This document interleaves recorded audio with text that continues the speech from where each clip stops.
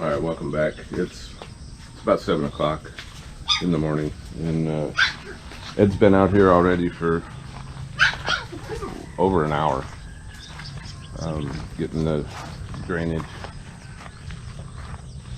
going again today. Hopefully you'll be able to, I think you'll be able to get this done, the first row at least done. Oh, it's only going to be one row, right? But yeah, but he's still got to do the bottom of the trench. That's going to be concrete. But he's cruising along this morning. It's looking good. And, yeah, he said he wants to start early before the sun gets hot. Yeah. And so we're continuing to do that. We're going to run into town this morning and pick up a few things, so we'll take you guys along. We're going to get the filler for the seams in the ceiling. I've already done a little bit of caulking around the edge of the hallway and that area by the bedroom doors, and then we'll fill that in. We'll prime it and I'll paint it, and then we're putting up some crown molding or cornice, whatever you want to call it, depending on where you're at. Depends on, here they call it a cornice. Most of the Filipinos here don't have any idea what a crown molding is, but they know what a cornice is. So, yeah, because we asked one. Yeah, I asked if it went around the windows. Yeah. He asked, well, where we were putting it around the windows. I'm like, no, it's crown molding. It goes up on the Ceiling. top. So, but it is what it is. It's fine. At least I've always known it as crown molding. So, but cornice is fine too. So we're gonna run in and grab some of that. And then I'm going to try and buy enough of the basically concrete filler to smooth out the wall in the master bathroom, because that was not ever finished. Get that done, and then we can paint that in there and finish that. So we've got a lot going on. Yeah, it sucks when you're sick. Yeah, we've been fighting something, both of us. So. We've still been getting stuff done, but we're trying to get over this crud that we've had. So, Suck being sick. with that, we will give you an update later. So you can see the piles of dirt here, the sand we ordered. Ed's already been knocking into that pretty hard. Well, I know we'll have to get more cement here. So. Oh yeah. But he's cruising along. It's looking good. And that's going to be up higher than the road, which is what I wanted. So the water that's draining out is not going to drain out into the driveway.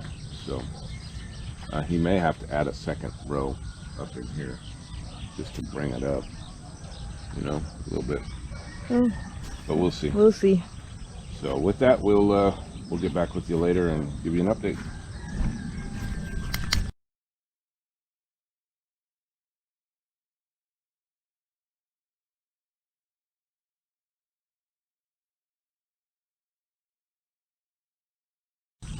All right, wanted to take you guys along. This is the main irrigation ditch that runs through our property here. And I want to show you some of the little issues that we've had with drainage here, and just in general, neighbors that it's not that they mean bad, it's just that they don't do anything to fix what they've done, really. So this drainage here, you see the cow's been walking in there.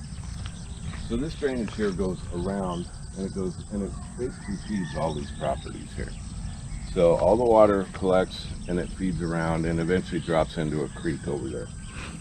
So our problem is every time that somebody wants to come out here with a tractor, they don't have any set place that they're going. So they just drive. So you can see here where a tractor has come through and right through the irrigation ditch, created great big holes, and basically it creates a blockage. This has been cleared out a little bit, but Probably need to it dig that. slows. Yeah, I got to dig it up, but it slows all of the water down drastically. And there's another one right up over here. So, and this isn't even our property. I've cleared this just to allow the drainage to happen better. And I've got to come finish this. So this is one of our issues here is that we actually talked to them last year before we left to go back to the States about this. They came in, and in one day I was out here 3 times fixing so the water would run. And when you talk to them about it, they're more than willing to fix whatever issue, but they're not going to do that unless you talk to them. And most of the people here will not do that. So most of them will just let it go, do it themselves, and never say a word to the neighbor. And it's not that we're being mean or disrespectful or anything like that, but I don't care if you drive through, but you're creating problems not only for us, but for all of these other people. Well, we even told them getting the water. they can just use our driveway the last time. Right, they can. Well, and then they said, well, we're afraid that we'd break the culverts. And I said, you're not going to break the culverts. We've had dump trucks over here with full loads of dirt over this culvert. These culverts are really strong. So, but literally, you can see tracks right here, right next to. Yeah. That they did it before, and yeah, so the water box. It all backs up here. And the poor farmers down over here are reliant on this water as well. So their water is not being provided to them like it should because it stops here. Stops here. So I gotta see if I can't find one of these farmers that is willing to. These culverts are cheap. They're really cheap. They're like $8 per culvert, and they're 1 meter wide. So I got to find a farmer out here that's willing to let me. I'll buy the culverts, put a couple culverts in, so whoever needs a tractor out here, they have a designated place where they can cross this irrigation ditch, and it solves everyone's problem. Not just ours, but everybody gets the water they need, and it's not an issue. This needs to be deeper and wider. This one's going to be deeper. This one's going to be dug out. It's going to be wider than this over here. It's already shallow right now. This is the main irrigation ditch. Yeah, and when this farmer here drain his water, it all go here. All this floods. So all the water runs here, so it has to be deeper and wider, so it flows good and do not flood our yard. And so just little things like that living in the Philippines, it's totally different than living in the farm, living in the rice field. And like I said, it's not that we're being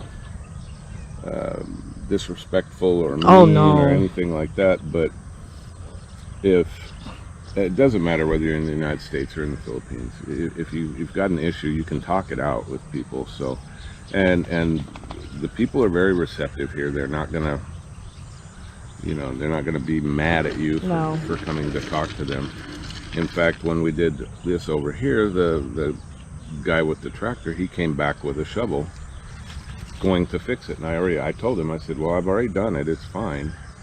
I just want to let you know that every time you do that, you're blocking the water, and it's blocking it for everybody. It's just they're coming through here, and I told them during that time of the year, you can cross on our road, hopefully, and I'm okay with that.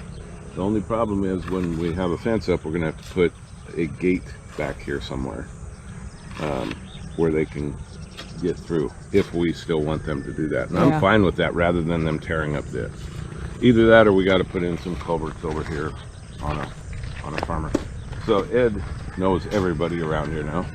Oh yeah. So we'll have to get with Ed and see if we can't find somebody that will allow us to put that in, and then spread the word that that's where, if you're bringing a tractor out, that's where you need to cross. And that way it saves a lot of headache for everybody here. So with that, we'll give you an update later. We are going out, I don't know where, but we are heading to town to look for the stuff that he wants to put the filler, concrete filler, the crown molding. I don't know where we can look, but yeah, let me get in the car and we'll take you with us.